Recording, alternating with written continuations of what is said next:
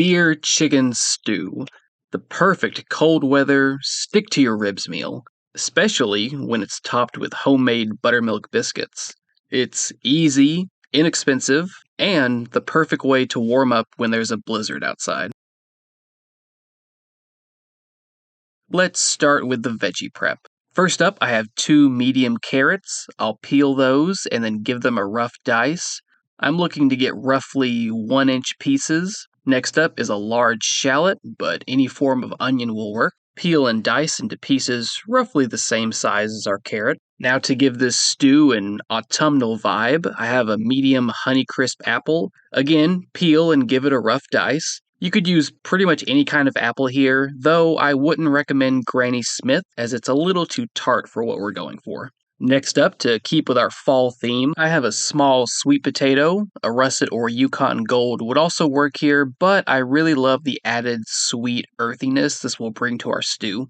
Peel and dice, though since sweet potatoes are especially tough and fibrous, you're going to want to make sure that you don't leave these pieces too large to ensure they fully cook through. Last up is a large bulb of fennel, one of my all-time favorite vegetables. I'll cut off the root end, slice in half, then quarters, and give it a rough dice. Fennel can be a little divisive due to its mild anise or licorice flavor.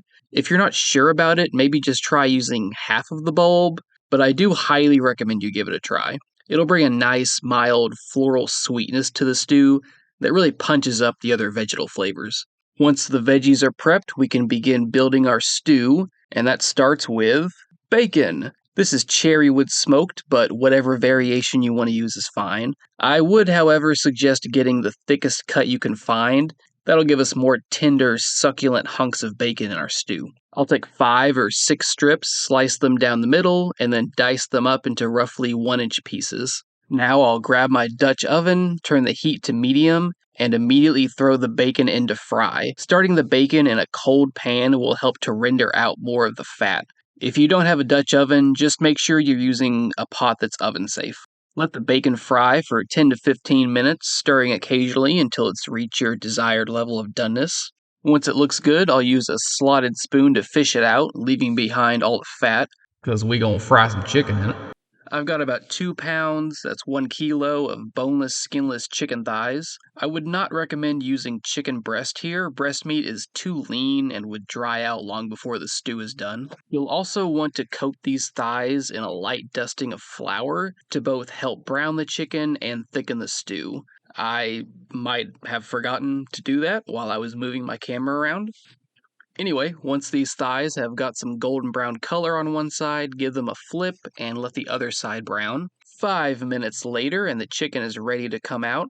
Don't worry if they're not cooked all the way through yet, we're just developing brown flavor at this point. Now we'll throw in our veggies, get everything coated in that bacon fat, and saute for 5 to 10 minutes or until everything is just starting to soften. I'll also throw in a few big pinches of kosher salt, some freshly ground black pepper, and some dried thyme, but plenty of other herbs would work here. After a few minutes, the veggies have softened, and now comes the beer. I've got a Coors Light tall boy here, but whatever trash beer you want to use is fine. I would avoid using an IPA, as that would make the stew too bitter and pretentious.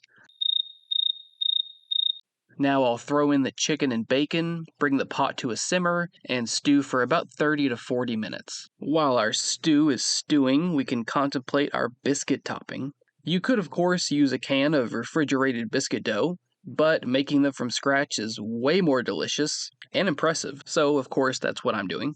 These will of course be Southern-style buttermilk biscuits, because why would you make anything else? It starts with 2 cups, 250 grams of all-purpose flour, 1 tablespoon, 14 grams baking powder, 3/4 of a teaspoon, 4.5 grams kosher salt, half a teaspoon, 2 grams baking powder, and 1 tablespoon, 12 grams of sugar. We'll whisk the dry ingredients together before adding the fat. I'm using a combination of butter and butter-flavored shortening. The shortening will help give the biscuits a softer consistency, but if all you have is butter, that's fine too. First up is 1/4 cup of shortening. I'll cut this up into small pieces and dump into the flour. Now take a pastry cutter, or in my case a fork, and cut the fat into the flour. Doing this will help to inhibit too much gluten formation in the dough, which will yield more tender biscuits. Once the shortening has been dispersed into the flour, I'll grab this stick of salted butter that's been chilling in the freezer, and using my microplane, I'll grate in about 3 tablespoons, 42 grams. If you're using unsalted butter, then you'll want to use a full teaspoon of salt in your dough. With the butter grated in, we'll give this a quick mix, then add 1 cup, 240 grams of buttermilk. You could use regular milk here, but the buttermilk gives these biscuits an amazing, tangy, almost sour flavor that's unlike anything else. You could even use plain yogurt thinned out with a little milk to get a similar effect. So the key here is to work the dough as little as possible for 2 reasons. We want to avoid developing too much gluten, which leads to tough biscuits, and we want to keep the dough reasonably cold to keep the butter from melting, which is also why we used frozen butter. If the butter gets too warm and melts, we won't get the fluffy layers that are so characteristic of biscuits.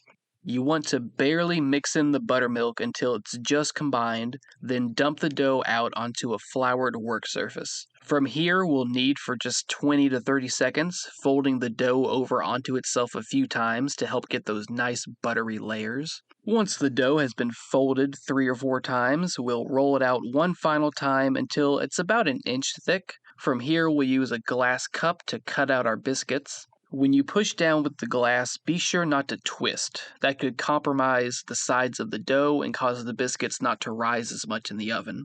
Just press down firmly and pull the glass straight up. You can take the leftover scraps and roll them back out to punch out a few more biscuits. Just know that they won't be quite as tender as the first batch. Real quick, we'll check in on our stew. As you can see, the liquid is thickened and reduced quite a bit, which is where we want it. You'll want to taste for final seasoning. I ended up adding some more salt and a little more black pepper. The last step is to float the biscuits on top of the stew. Then we'll brush a little buttermilk or melted butter over the top. This will help them brown better in the oven. And in the oven this goes at 450 F 232 C for anywhere between 12 to 18 minutes, or until the biscuits are golden brown. About 15 minutes later, our biscuits look done, so out this comes. So now the whole kitchen smells distinctly of fall, in the best way possible, but the real question, how does it taste? The light, fluffy, tangy biscuits give way to a deeply rich and flavorful stew. The chicken is fall-apart tender, the veggies are soft but not mushy, and the thickened broth is deeply dark and flavorful, but also sweet from the apple and the sweet potato. Perfectly balanced. I really hope you give this stew a try. Be sure to like and subscribe to help this channel continue to grow, and let me know what my next recipe should be. Until next time.